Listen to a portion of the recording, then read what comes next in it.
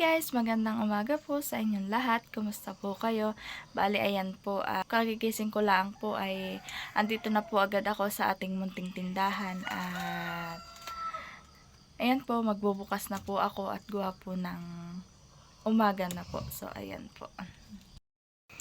At ayan po ang laman po ngayon ng ating pong munting tindahan. Ayan.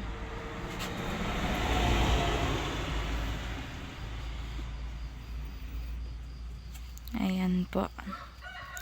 At yun pong binili ko pong tuyo po ay tatatlong balot na po. Gawa po ng madami pong nagsibili po. Gawa po ng maulan po ang panahon po ngayon. Ay masarap daw po yung ulam may tuyo. Kaya po tatatlong balot na. At yung binili ko din pong ito po ay tatatlong peraso na din po. Makakabili na po ulit ako. Ayan po at bubuksan ko na po ang ating pong tindahan. Ayan na po't maliwanag na po pala. Nabuksan ko na din po ang ating munting tindahan. Ayan na po. Ganyan po ang style po niya pag po nasa labas.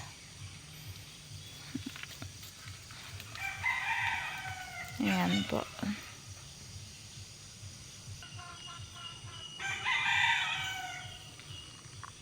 Sa probinsya po ay pag po ganito pong magang-maga ang gigising po sa inyo ay mga honi po ng ibon, manok. Ayan.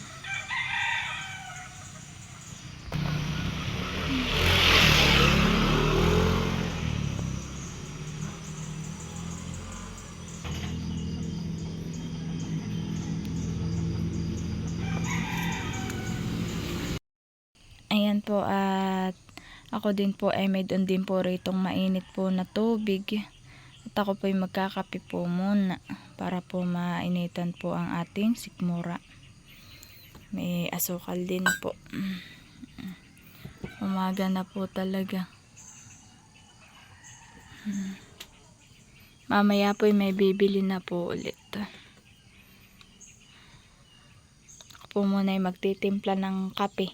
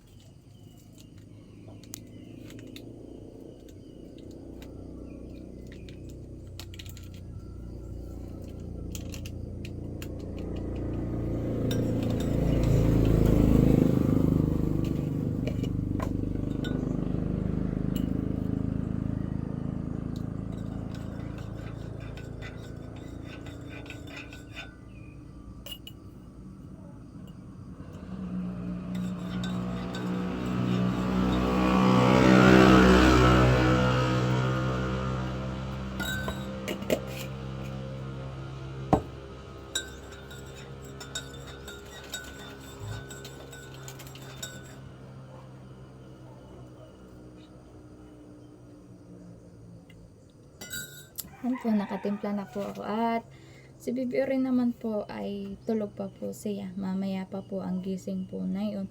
Yung po hindi ko po ginigising pag po ganito pong masyado pa pong maaga. At yun naman po, pag gising po, ayun po ay hihingi po agad ng kanya pong gatas. Mamaya pa po yun. Yan, kape po tayo.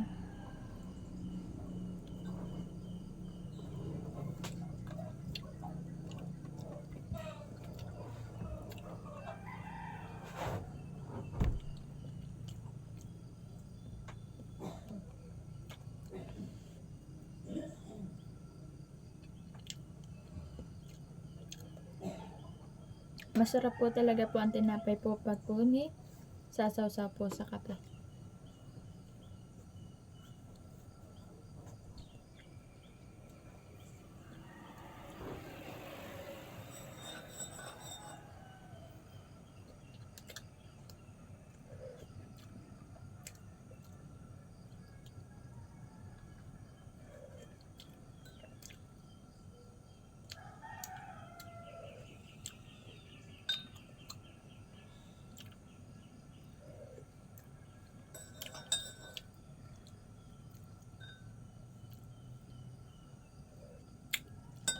12 seconds later. Ako din po yung nagdagdag po ng paninda pong ganito po, apog. Ito po ay mabili po sa mga nagmamama po. Apog po, saka po maskada. Ang wala na lang po sa akin ay itmo. Sa akin na mama po, sa akin na mama po sa nakar ay marami pong kait mo. Ay hindi pa po ako nagtatry po magbenta po dito para naman pong hindi po ata mabenta. Ang mabenta lang po ay apog po, tapos po maskada. Yan po. Oh. Ito po ay para po sa mga nagmamama o nagngangaga. At dito po sa Quezon po ay karamihan po ng tao ay nagmamama.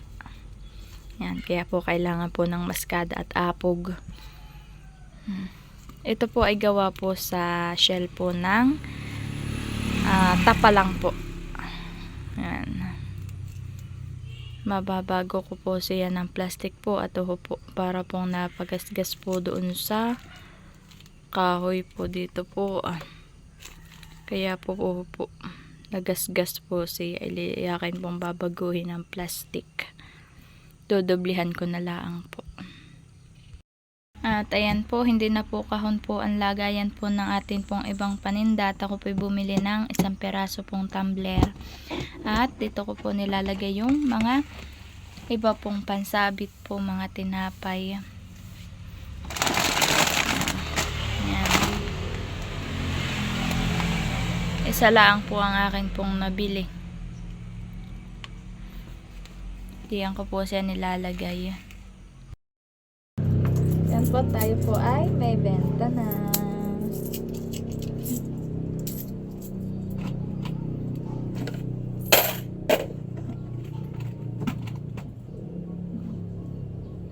One hour later. So ayan po, kami naman po ngayon ay papunta ni Bibi Orin po kay na Mama Sanhakar. Kami po ay maggagala at gusto daw po ni Bibi Orin daw pong pumunta kay Mama. So ayan po, ako po ay papunta na po muna kami. Ayan na po si Bibi Orin. Ang tao naman po dun sa ating pong tindahan ay si John Paul po. Hi anak. Saan ka punta? Mag-ano ka? Nagagala ka? Ano po? Bait naman. Yan po, kami po ay pa. Beto na po sa babaan. Sabi mo anak? Wala na, nasira na. Gawa ng ulan. Tinatanong po kung bakit daw po wala nang hawakan po dito.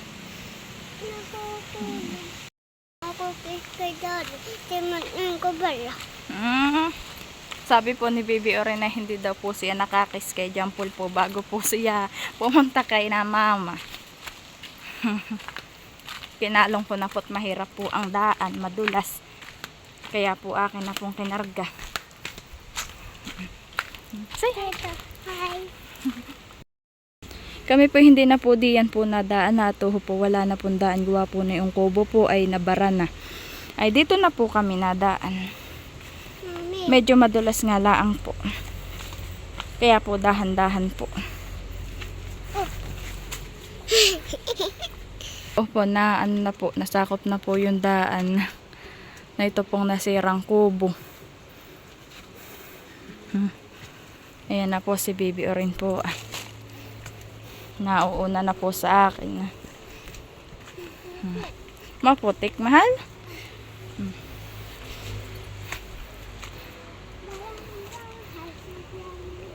Wala na iyang bubong, anak ko. Tinuturo po ito, wala na pong bubong. Halika, hawa ka sa akin. Maliit naman po ang ilog, ang agos po.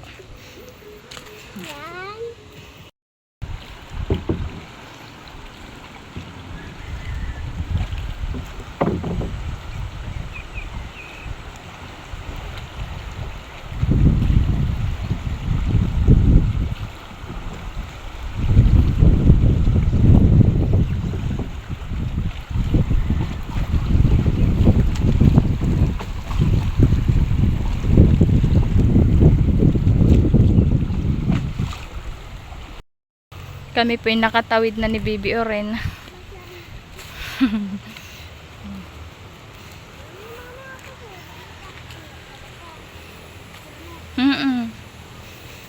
Nagkukwento po siya habang pong naglalakad. Dito po ay may mga natalok na pong palay. Tapos po may doon pa pong minamakina. Yun po.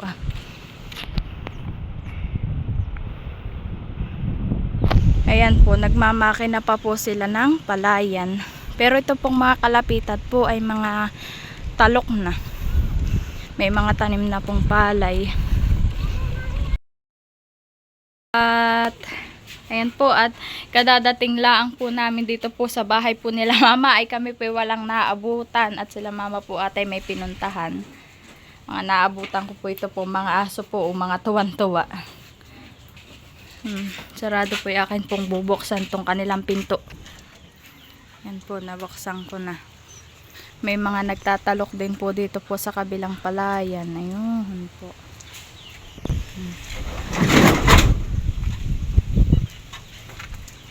Yan po si Bibi Oren. Mga tuwan-tuwa po yung aso. Wala pong tao dito kina mama. 6.5 hours later. Ito ko po iba ito sa may piggery po. Nagpapakain po sila papa ng baboy na. Ngayon na po hapon na. May mga doggy din pong mga alaga si mama dito. Anak po nung aso namin. Ayun na po, nakas na po si Oren kay mama.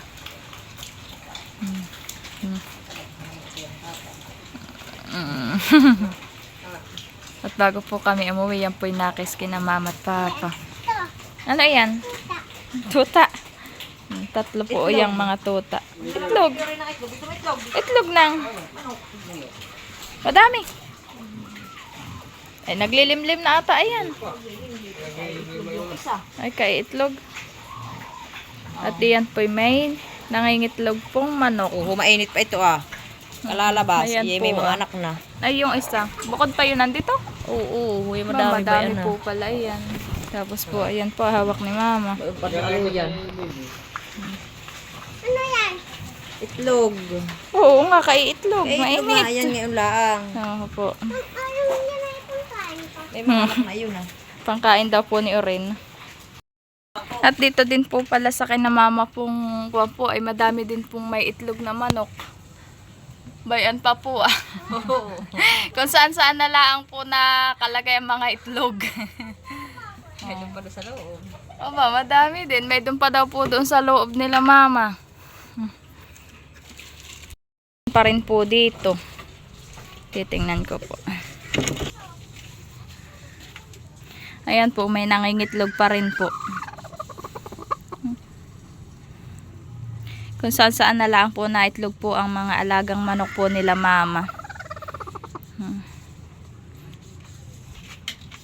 Madami po pala iyan. Naisilid ko na po sa plastic. Ayan po ang aking pundala. 7 po iyan.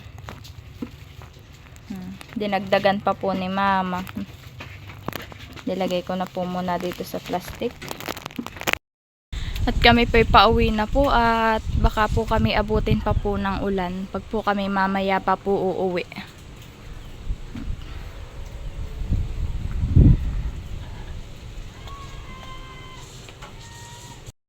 Yun din po't kasama din, hinahatid po kami ni Papa. Hanggang doon po sa may Lusungan po at sobra pong dulas po doon. Kaya po kami hinatid muna. Ayun na po yung dalawa ni Papa ni Oren.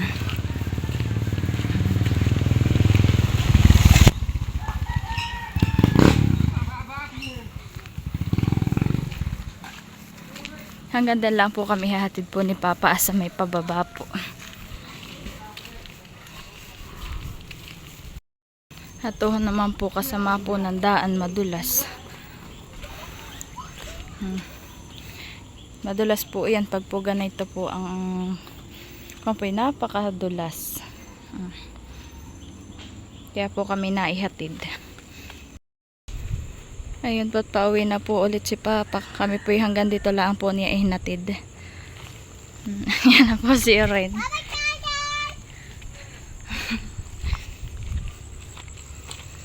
May pandong po siya. Nilagyan po ni Mama ng sombrero.